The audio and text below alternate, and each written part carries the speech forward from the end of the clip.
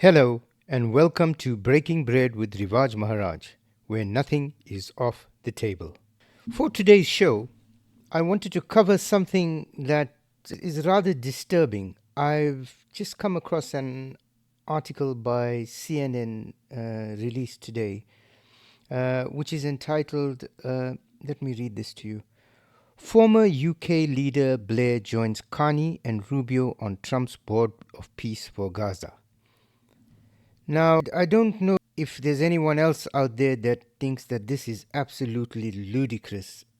But for those of you that don't know, Tony Blair was a former Prime Minister of the United Kingdom. He was heralded as this messianic figure that was going to come in and change the way things worked in Britain, and was this champion on the global stage, and larger than life figure.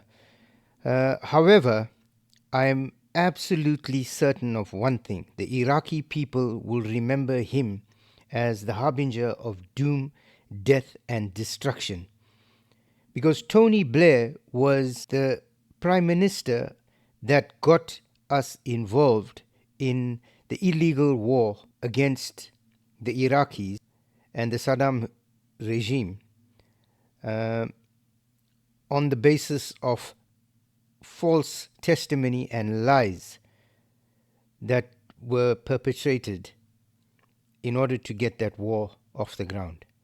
So I don't think there's any love lost for him in Iraq, or certainly in most parts of the world where people still value the truth. It concludes that Iraq has chemical and biological weapons, that Saddam has continued to produce them, that he has existing and active military plans for the use of chemical and biological weapons, which could be activated within 45 minutes, including against his own Shia population, and that he is actively trying to acquire nuclear weapons capability. So in that clip that you've just watched, Tony Blair, as the Prime Minister of the UK, is making his pitch in Parliament for the invasion of Iraq.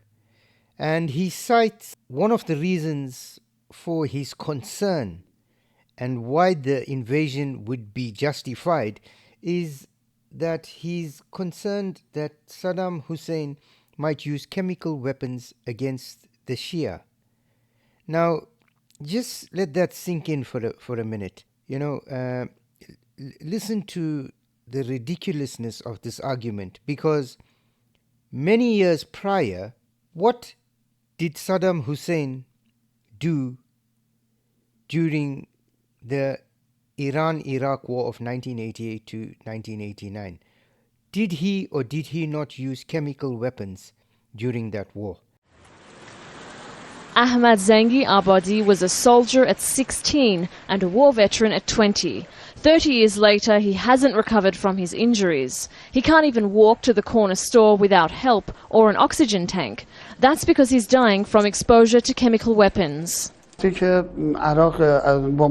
they bombed us, nothing happened. We had no problem. But after almost 4 hours, my body started reacting to the chemicals.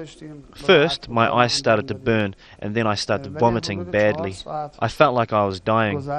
And my skin started to blister on my eyelids, around my mouth, neck, and anywhere else that was wet. Zangi Abadi, like so many other Iranians, signed up to fight after Iraq invaded Iran in 1980, but he was gassed during Iraq's first major chemical weapons attack 4 years later. According to its own declarations, Iraq used more than 101,000 chemical bombs and munitions during 8 years of war, including mustard gas and nerve agents. Then let's look at the Halabja massacre in 1989, I think it was, 88-89, where Saddam Hussein used chemical weapons against his own population, the Kurds, killing 5,000 people. A chemical weapon attack on the town of Halabja killed more than 5,000 people on the 16th of March 1988. At the cemetery, a number of mass graves remind visitors of the scale of the massacre orchestrated by Saddam Hussein against the Kurdish population. We didn't We didn't have enough space and the means to give each body its own grave. This grave contains the remains of 1,500 people. Luckman almost lost his entire family in the attack. He's one of the leading plaintiffs in an ongoing trial against 8 European companies accused of providing Saddam Hussein with the means to carry out the attack. Our intention is to get the financial compensation for the victims, at least to improve their lives, so that they no longer depend on charity. Survivors all suffer from afflictions like sight loss, skin problems, and widespread respiratory impairment. Hawker was only 3 years old at the time. Without this machine, I can breathe and take in oxygen like normal people. Without it, my condition will deteriorate. I will suffocate and die. He depends on all this medication for his survival. At the court in Suleimani, the pleadings were due to end this week, but a lawyer for the defense appeared for the first time in 4 years. He refused to discuss the case, but the prosecution saw it as good news. I hope all of them show up, and if there is a verdict, then we think that he'll do the honorable thing, and he'll pay the court's order. But if he doesn't, then we're prepared then to take it to the next level, to a court which has jurisdiction over his assets. Even though the companies were likely to be found guilty, there's still a long struggle ahead for Kurdish victims hoping to see the judgment applied internationally. As I will show you, Western intelligence, Western governments were even aware that this was going on. Let's not even get into how he managed to get hold of the chemical weapons in the first place. But it just goes to show the duplicity or the duplicitous nature of somebody who is standing up there lying to the world, knowing full well he's going to wield death and destruction against an innocent population. Well, the main U.S. ally in the invasion of Iraq speaking out. Former British Prime Minister Tony Blair showing no second-guessing at all about the war. He says he would have supported removing Saddam Hussein from power even if it was known back then that the Iraqi leader did not have weapons of mass destruction. Dominic DiNatale has more from Baghdad. Greg, the last time we heard Tony Blair talk at length about why we went to war was some 2.5 years ago, just after he left power. Now, at the beginning of next year, he's going to be the star witness in the UK's Iraq war inquiry, and the bombshell he dropped today was perhaps something we wouldn't have expected until he testified then. He says back in 2003, he was concerned that Saddam Hussein could start a nuclear arms race across the Middle East. It was the notion of him as a threat to the region, of which the development of WMD was obviously one, and because you'd had 12 years of United Nations to and fro on this subject, he'd used chemical weapons on his own people. So this was obviously the thing that was uppermost in my mind, the threat to the region.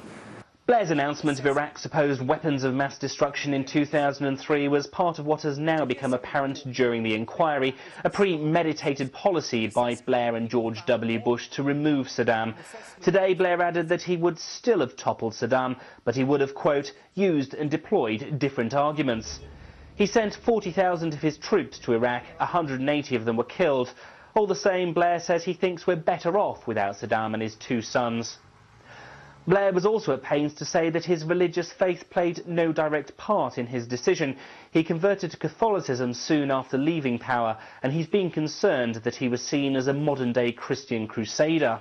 That BBC interview hasn't gone down very well here in Iraq. Everyday Iraqis say the democracy they've been handed doesn't really serve the people. It only serves the politicians who want to line their pockets. And given the fact that we still have violent incidents and many deaths, exemplified by Tuesday's mass bombings here in Baghdad, some people believe that while Saddam was an oppressor, there still was relative peace here. Greg, back to you. Dominic DiNatale in Baghdad. Dominic, thanks. Now, that same individual is being touted to maintain peace and stability in a region. The irony of it, the irony of that, it loses me. I cannot understand how the two go hand in hand. It just doesn't make sense. I'm going to play you a clip of an interview between Donald Trump and Piers Morgan many years ago, where Donald Trump, comes out scathingly in an attack against Tony Blair and George Bush for having gone into an illegal war in Iraq, and that Blair shouldn't have done it. The Chilcot report's coming out in the summer, which is the big British investigation into the events leading up to the Iraq War. It can only be a disaster, but you shouldn't have come in. I mean, you Do you think there should be, the ultimate sanction for politicians like Tony Blair, who took Britain into this war with America, is that they could be arrested for war crimes? Would you think that would be a possibility? I don't see it with war crimes. I just think he goes down as somebody that did a terrible job. And Bush got us into it. That's a terrible, terrible thing that happened. And Obama has, look, he could have, I was for not going in, but the way he got out was a disaster. And I've always said, at least get something. To the victor belong the spoils. Keep the oil. Keep the oil. And they got out. There was a sense that Tony Blair put his own relationship with President Bush before the interests of the British people. Would you respect a British Prime Minister more for standing up for the British people, even if it meant occasionally, if you were president, saying, I'm sorry, Donald, I can't help you on this? Yeah, much more. He should be for the people. He shouldn't be worried about relationship. I'm surprised that somebody would look at the Bush relationship as being that important. Tony Blair made a mistake. I mean, when he came in, you can't just go in haphazardly. You folks got involved in that mess just like we did, and now look at it. Let's fast forward to the current plan that is being floated by Donald Trump to appoint Tony Blair, this same man that he has gone on and said should not have gone into Iraq. What they did was immoral. Now, to take that person that's got blood on his hands and appoint him to a committee to oversee the reconstruction and development of Gaza, it's you can't help but laugh at the insanity and stupidity of it. So forget about, Tony Blair's non-existent morals, ethics, and his ability to wield his intellect for, common sense and humanitarian goals. Forget about all that, because we know he's totally devoid of any empathy, any consideration for anybody else in humanity except himself. So let's push that aside for a second. Just think from a Muslim Arab perspective. The leaders in that region now being asked to allow a man that they hold responsible for having butchered and massacred hundreds of thousands of innocent Arab men, women, and children in an unjustified and illegal war. It's, for want of a better word, that is taking the piss. Really. That's a slap in the face. I don't see how appointing this genocidal maniac to the reconstruction and development of Gaza makes sense. It's the equivalent of handing the keys of a pub to an alcoholic. It just defies logic and rationality. Anyway, thank you so much for joining me on this episode.